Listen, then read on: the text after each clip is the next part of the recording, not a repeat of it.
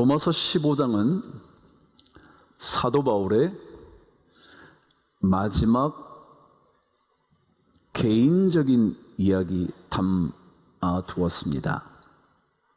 지난번에 말씀드린 것처럼 로마서 14장으로 사도 바울이 하고 싶었던 모든 신학적인, 믿음의 근본에 대하여 다 이야기한 이후에 15장, 16장은 그의 개인적인 계획과 성도들을 향한 축복의 짧은 메시지와 그리고 많은 성도들에게 인사를 나누는 것으로 마치고 있습니다. 오늘 이 15장의 이야기를 읽으면서 사도 바울이 개인적인 그의 계획을 말하고 있음에도 불구하고 우리에게 하나님께서 바울을 통하여 들려주시고 싶은 메시지를 하나 발견해내려고 합니다. 먼저 이 로마서는 사도 바울이 제3차 전도 여행 시 마지막 복음을 전했던 지역이었던 고린도에서 로마서를 썼습니다. 사도 바울의 3차 전도 여행의 가장 중요한 핵심 두 도시는 에베소와 고린도였습니다. 에베소에서 그는 2년 이상을 머물면서 두란노 서원을 세워 복음을 계속해서 가르칩니다. 그러고 난 다음 다시 고린도로 내려와 그가 고린도에 있는 성도들을 세우고 그리고 그곳에서 로마로 갈 계획을 세우면서 편지를 미리 보낸 거죠. 사실 3차 전도여행의 마지막 지역이라고 제가 말씀을 드렸습니다. 왜냐하면 고린도에서 그는 예루살렘으로 배를 타고 가기로 결정을 했거든요. 그런데 사도 바울을 해하려는 여러 이야기를 듣자 그가 바다로 배를 타고 가지 않고 육로를 통해서 다시 되돌아가듯 갑니다. 그래서 마침내 예루살렘에 이르게 되죠. 근데 이 3차 전도 여행으로 사도 바울의 전도 여행은 거의 마무리 지어집니다. 그런데 놀라운 것은요, 사도 바울의 1차 전도 여행 때보다 2차 전도 여행 때보다 3차 전도 여행이 훨씬 더 긴 시간이었고 훨씬 더 많은 거리를 다녔고 그의 삶의 시간을 송두리째 쏟아붓습니다. 무슨 얘기냐 하면 1차 때보다 더 열심히, 2차 때보다 더 열심히 3차 때까지 그는 그의 삶을 복음을 위하여 드린 겁니다. 여러분, 신앙생활은 뭐냐 하면요, 갈수록 우리의 신앙의 영역이 넓어지는 겁니다. 확장되는 겁니다. 예전에 내가 예수를 만났을 때보다 지금보다 10년 뒤, 10년 뒤보다 20년 뒤가 훨씬 더 신앙의 폭이, 깊이가 넓어지고 깊어져야 한다는 겁니다. 사도 바울이 1차 전도 여행에는 다닌 지역이 별로 많지 않습니다. 그런데 3차 전도 여행은 거의 4년에서 4년을 넘긴 시기를 투자했다 합니다. 거리도 말할 것 없이 수백 킬로가 더 늘어났고요. 그렇습니다. 사도 바울은 자신의 인생의 시간이 흘러가면 흘러갈수록 더 많은 시간과 열정을 쏟아부어 복음을 위하여 일을 하다가 그의 삶을 마치려 하는 겁니다. 우리는 이 정도 됐으면 그만하잖아요. 장로 됐으면 그만하잖아요. 집사 때는 열심히 일했는데 장로 되면 그만하잖아요. 그리고 은퇴하면 더더욱이 나 은퇴했잖아. 아니요, 여러분. 은퇴했으니까 더더욱이 누가 시키지 않아도 해야 할 일이 더 있지 않을까요? 직장 다니시다가 헌신할 수 있는 시간이 모자랐는데 이제 여유 있지 않으신가요? 직장 때문에 말씀을 읽지 못한 시간이 참 많았는데 더 좋지 않나요? 훨씬 예전보다 기도할 수 있는 시간이 생기지 않았나요? 그래요. 신앙은 그런 겁니다. 1차 때보다 2차 때보다 3차 때 점점 더. 그래서 오늘 성경은 내가 이 지역에서 더 이상 복음 전할 곳이 없어서 로마와 서바나 스페인으로 가겠다라고 말하는 겁니다. 이쪽 지역이라는 것은 그 당시 로마 속국의 마지막 동쪽 지역이 여러분 아시는 대로 예루살렘까지입니다. 로마에서 동쪽 지역으로 넘어와서 예루살렘까지 로마의 속국이었습니다. 이 동쪽 지역의 모든 사역을 마치고 이제는 서쪽으로 가겠다고. 그래서 서쪽에 있는 로마, 그리고 마침내 본국이 있었던 그곳, 그리고 그 넘어서 스페인까지 가보겠다, 서바나까지 가보겠다 말하는 겁니다. 신앙은요 계속 하는 겁니다. 아니 갈수록 더 하는 겁니다. 지금보다 더, 10년 전보다 더, 은퇴한 이후에 더. 그래서 그는 로마까지 보아야 하리라 말했고, 로마를 거쳐서 여러분이 다시 나를 서바나로 보내준다면 나 그래서 그렇게 할 거야. 우리 성도님들, 세월이 많이 지났지만 더 주님을 뜨겁게, 더 복음의 신앙의 영역을 확장해가는 은혜가 꼭 있게 되기를 바랍니다. 용서하는 능력이 요만큼이었다고요? 이제 이만해져야 되지 않을까요? 헌신하는 시간이 요 정도밖에 할 수 없었다고요? 더 엄청난 헌신을 우리에게 말씀하시는 것은 아닐까요? 1차, 2차, 3차, 로마, 서바나처럼 말이죠. 신앙 그런 거예요. 한때 뜨거운 것으로 끝낼 수는 없잖아요. 사도 바울은 1차를 넘어선 2차의 전도 여행, 2차를 넘어선 또 다른 전도 여행, 그것이 사도 바울의 삶이었고 마침내 로마에 이르러 그의 마지막 삶을 마치게 되잖아요. 순교함으로. 아마도 네로 황제 때 순교했을 거라는 기록을 남기고 말이죠. 신앙생활, 저는 우리 교회에서 여러분이나 저나 더 뜨겁게 확장되면 좋겠습니다. 이 정도 목회해도 됩니다. 누가 하나 저보고 목회 못했다 말할 사람 별로 없을지도 모르겠습니다. 그러나 주님 부르시는 그날까지, 제가 이 교회에서 은퇴하는 날까지, 제가 사도 바울은 다 담지 못하지만 계속해서 주님 일에 뜨거워지는 인생 되면 좋겠습니다. 여러분에게도 그런 부탁을 드리고 싶습니다. 가정생활도 그러지 않나요? 신혼 때의 뜨거움이 다 사라져버려서 가정에 아무런 기쁨도 주지 못하는 그런 곳이 되지 않도록, 가면 갈수록 우리 가정, 우리 자녀, 우리 아빠, 우리 엄마 그렇게 되더라. 그런데 오늘 성경은 사도 바울이 이 자신의 복음 선교 사역의 계획을 알려주면서 로마와 서바나를 가기 전에 내가 먼저 들러야 할 곳이 있다고 말한 장면으로 이어집니다. 그곳이 어디냐 하면 바로 예루살렘이었습니다. 왜 가게 되었냐? 성경은 이렇게 설명을 합니다. 마게도냐와 아가야 지역, 그것은 지금의 그리스의 북쪽 지역을 마게도냐 지역이라고 말했고 그 남쪽 지역을 아가야라 그랬습니다. 아가야 지역의 핵심 도시는 고린도입니다. 이 고린도 교인들과 그리고 위쪽의 많은 도시들의 교인들에게 복음을 전하고 난 사도 바울이 그들에게 요청 하나를 합니다.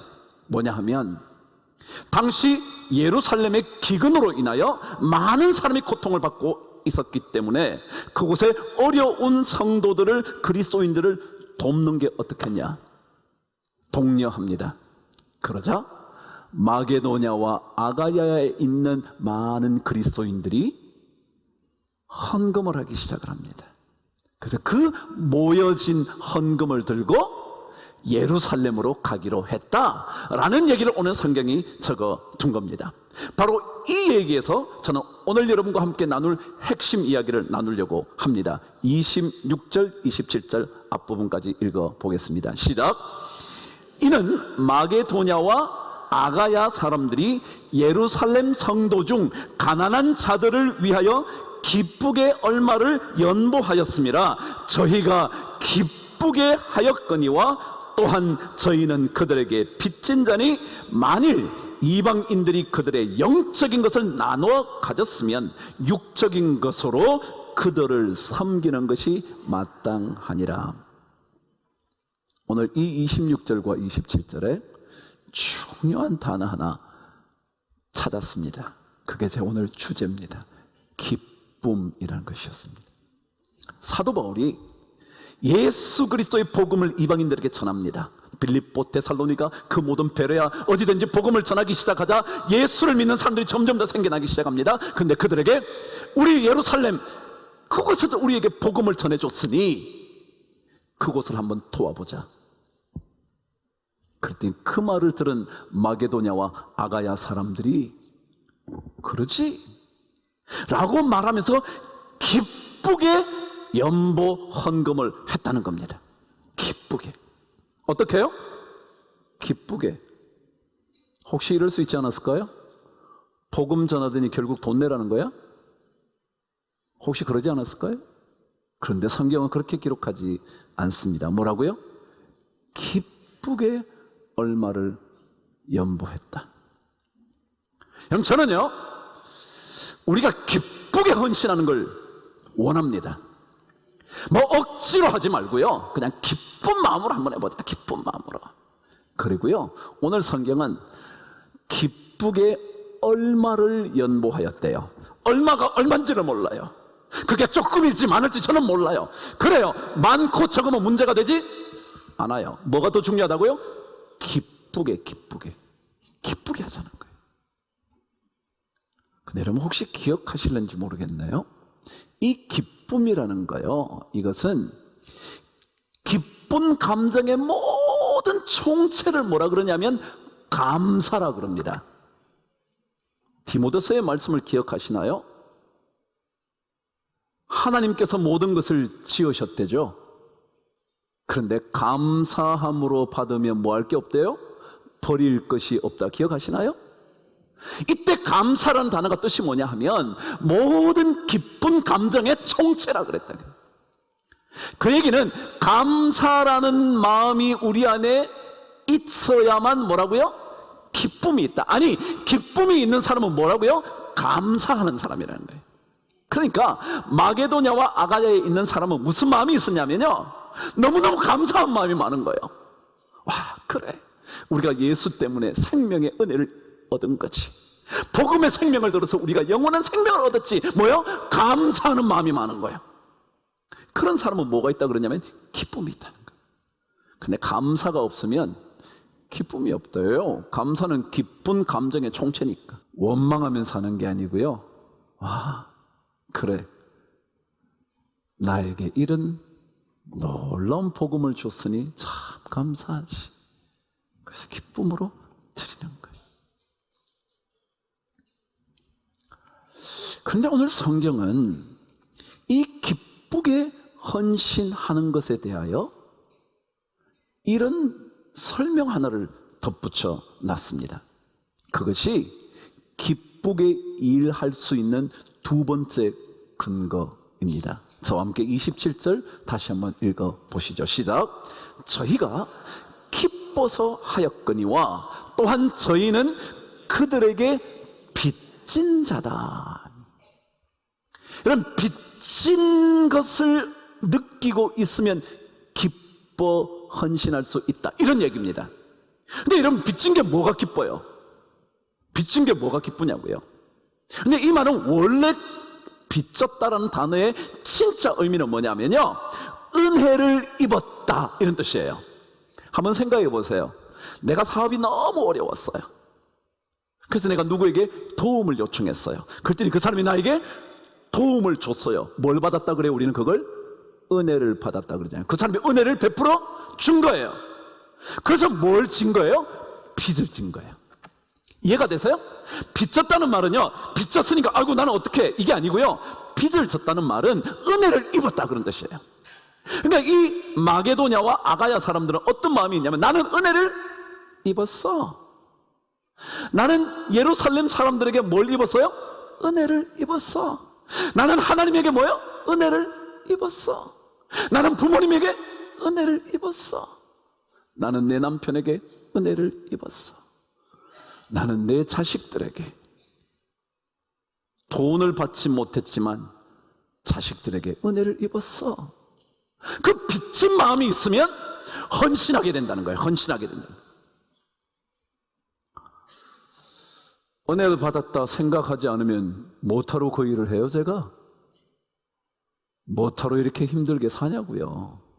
그런데 이렇게 생각해 보니까, 철들고 나니까 엄마 아빠의 헌신이 얼마나 컸는지, 그분들의 은혜가 얼마나 컸는지 알고 나니까 엄마한테 조금 더 잘해드릴 걸, 아버지한테 한 번이라도 더 사랑한다고 말해드릴 걸, 뭐 그런 거 아니에요?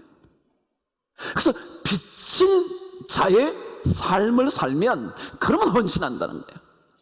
근데 내가 낸 게 더 많은데 뭔 소리야? 그러면 누가 내겠어요 더? 근데 받은 게 많다. 나는 진짜 그래서 빚졌다. 그래서 사도 바울은 헬라인이나 야만인이나 지혜로운 자나 어리석은 자에게 다 내가 빚졌다, 로마서 1장 그런 거 아니에요. 내가 그들에게 다 은혜를 입었다는 거예요. 은혜를 입었다. 그래서 은혜 입은 심정으로 사는 사람만이 기쁘게 뭔가를 할 수 있다는 거예요. 은혜 입은 자. 그래서 향유 옥합을 깨트린 그 여인은요, 주님께 은혜를 입었거든요. 그러니까 향유를 깨트리는 게 별로 고민되지 않아요. 은혜를 많이 받고 나니까, 은혜 받았다 생각이 드니까. 그러니까 헌신하는 거거든요. 제가 오늘 제목 그랬잖아요. 우리 기쁘게 일하자고. 여러분이 어떤 일을 맡으셨을 때 기쁘게 하시자고. 교회에 대한 얘기만이 아니라 여러분 가정에, 여러분이 가장으로 일하게 됐다고요. 아니 어쩌면 여자분들이, 아내가 가정의 경제를 책임지는 그런 사람이 됐다고요. 그런데 그걸 뭐요? 감사와 기쁨으로 해보자. 그리고 그것이 은혜 받은 자의 삶으로 살면, 아, 내가 빚졌지. 내가 뭐 보잘것없는데 이 남자가 날 거둬줘서, 참 나는 부족한데 이 아내가 지금까지 잘 견뎌줘서, 나는 아버지라 불릴 자격도 없는데 자식들이 그래도 아빠 고맙다는 말 한마디 전해줌으로 인하여 나는 그래서 은혜를 입었다. 이것이 나로 하여금 헌신하는 삶을 살게 한다는 거예요. 오늘 마지막 성경은 이 빚졌다는 단어를 또 다른 말로 하나 사용하고 있음을 본문을 통해서 확인합니다. 27절 처음부터 끝까지 읽어보겠습니다. 시작. 저희가 기뻐서 하였거니와 또한 저희는 그들에게 빚진 자니, 만일 이방인들이 그들의 영적인 것을 나누어 가졌으면 육적인 것으로 그들을 섬기는 것이 마땅하니라 그랬습니다. 여기에 마땅하다라는 단어는 위에 나온 빚진 자라는 단어와 똑같습니다. 한번 생각해 보셔요. 빚졌으니 갚는 게 마땅할까요? 안 마땅할까요? 양심에 털이 나지 않았다면. 그럼 빚졌으면 당연히 갚는 거죠. 그래서 이게 마땅하다는 것은 뜻이 뭐냐면, 당연히 해야 할 것을 한다. 그 다음에 그래서 빚졌다, 그래서 은혜 입었다 라는 단어라는 거예요. 그러니까 우리가 헌신하는 건 이거는요, 마땅한 거예요. 은혜 입은 줄 알면 뭐라고요? 마땅한 거예요. 그걸 뭐 넌 이렇게 해야 돼, 저렇게 해야 돼 말할 것도 없어요. 자식이 철이 들어서요, 은혜 입은 줄 알면요, 하라고 말 안 해도 엄마 아빠한테 잘해 보려고 그래. 그럴 여유가 없어서 그렇게 잘 못할지는 몰라도요, 하려고 그래. 왜요? 그게 마땅하니까. 그건 빚진 자는 당연히 해야 하는 거니까. 참 독특하죠. 이 마땅하다는 말은 그래서 당연히 해야 할 의무를 지고 있다, 빚을 지고 있다. 그런데요, 사전을 들여다보니까 이렇게 적혀 있더라고요. 그런데 이것은 의무가 아니라 즐거운 순종이다, 그렇게 해놨어요. 뭐라고요? 의무가 아니라 즐거운 순종이네. 당연하죠, 뭐 여러분. 이게 의무인가요? 빚진 사람 빚 갚는 게 그냥 당연히 하는 거예요, 당연히. 근데 이거는 그래서 그렇게 하는 순종의 삶을 알려준다는 거예요.